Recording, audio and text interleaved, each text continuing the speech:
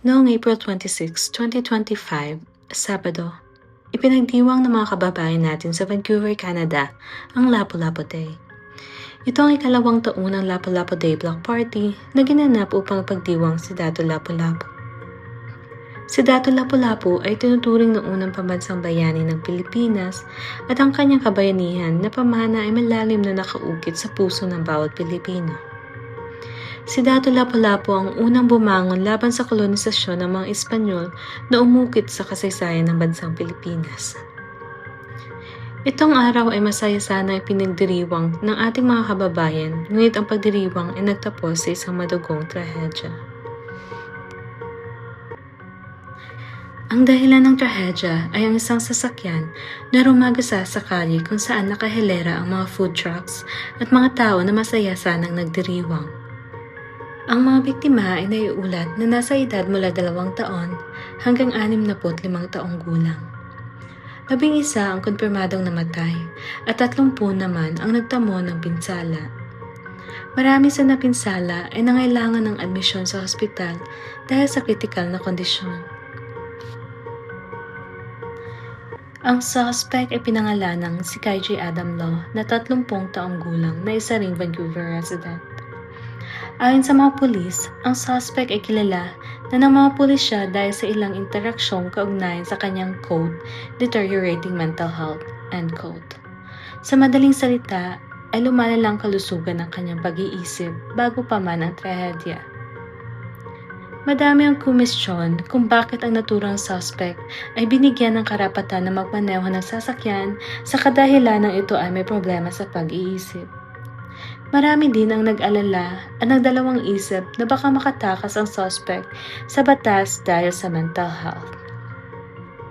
Ayon sa testimonya ng mga pulisya, ang trahedya ay hindi terrorism attack at ang suspect ay nahatulan ng 8 counts of second-degree murder kaugnayan sa trahedya. Sa Canada, ang second-degree murder ay isang seryosong krimen na may intensyong pagpatay na hindi pinaghandaan o binalak. Ang nangyaring krimen ay sinabing hindi kwalipikado bilang first-degree murder na nangangahulugan na ang pagpatay ay naganap ng walang paunang pagpaplano o isang malinaw na layunin. Ang second-degree murder ay may mandatoryang habang buhay na sentensya na may posibilidad ng parol pagkatapos ng 10 taon. Ngunit wala po akong makitang impormasyon kung ang suspect ay nabigyan ng posibilidad na parol pagkatapos ng 10 taong pagkakakulong. Gaya ng naiisip ninyo, madami ang nadismaya at nalungkot, lalong-lalo na ang Filipino community sa Canada.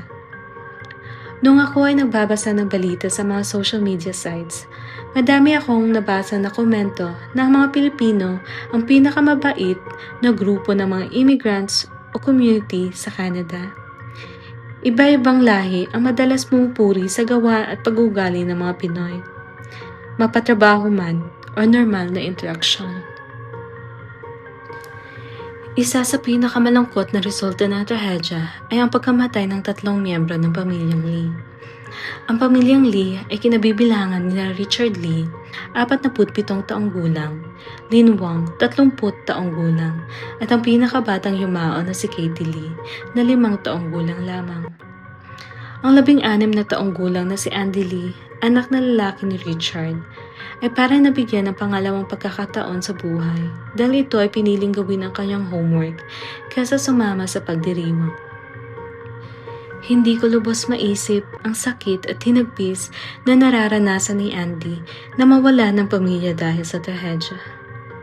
At kahit ganun pa man ang nangyari, si Andy ay naging tuon ng isang GoFundMe campaign na nakalikom ng malaking pondo para suportahan siya at ang iba pang biktima ng trahedya.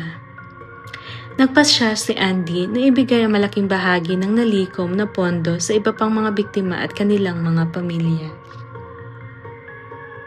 Hello everyone, my name is Andy Lee.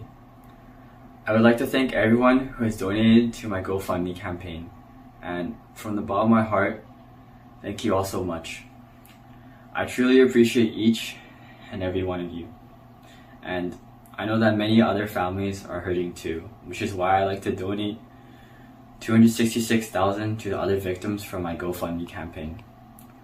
I want to continue living with my grandparents who has helped raise me and truly love me. Thank you all so much for your support. Katulad niya ni Andy, madaming busilak na puso ang patuloy na sumusuporta sa mga biktima at kanilang mga pamilya. Ngunit isang GoFundMe campaign ang nakalikom din ng malaking pondo, pero ito ay isang scam lamang. Ang naturang GoFundMe campaign ay inilarawan ang ulirang ina na si Reyna de la Peña bilang isang mapagmahal na ina na walang pagod na nagtatrabaho upang suportahan ang kanyang 2 anak na lalaki. Ang organizer ng fundraiser ay nag-claim na siya ay isang kaibigan ni De La Peña at humingi ng mga donasyon upang maibalik ang kanyang katawan sa Pilipinas at suportahan ang kanyang mga nabubuhay na anak. Bumuhos ang mga donasyon at kumita ito ng 57,680 Canadian dollars o mahigit sa 2 milyong pesos na donasyon mula sa mahigit 1,000 katao. Isang Pinay na galing din sa lalawigan ng British Columbia ang nakapansin na ang campaign ay hindi kapanipaniwala dahil sa walang impormasyon ang lumabas sa internet patungkol kay Reyna de la Peña. Ginamit ng Pinay ang kanyang social media para ibahagi ang pag-aalala na ang mga campaign ay isa lamang scam at para pigilan ang pagsasamantala ng mga masasamang loob, lalo na at ito ang pinakamasalimuot na nangyari sa history ng Vancouver. Hindi nga nagtagal, isang Pinay na nakatira sa Nevada ang nagkomento sa Facebook post para sabihing ginamit lamang ang kanyang mga larawan na wala siyang kaalam-alam. Pareho silang nag-report sa GoFundMe at sa otoridad kaugnay sa scam. Nang sumunod na araw, wala na ang GoFundMe campaign. Binahagi din ng GoFundMe na ang mga nakolektang pondo ay hindi ma-access ng organizer at ang mga pera ay babalik sa mga mabubuting taong nag-donate sa campaign. Atin pong bigyang respeto ang mga yumao at ipagdasal po natin ang mga pamilyang naapektuhan ng trahedya. Makikita po sa description ng video ito ang mga active GoFundMe campaigns para sa mga biktima ng trahedya. Marami pong salamat sa panonood at pakikinig. Kung nagustuhan niyo po ang aking pagsasadula ng kwento, please like, subscribe, and share my videos. Maraming salamat po at mag-ingat po tayo palagi.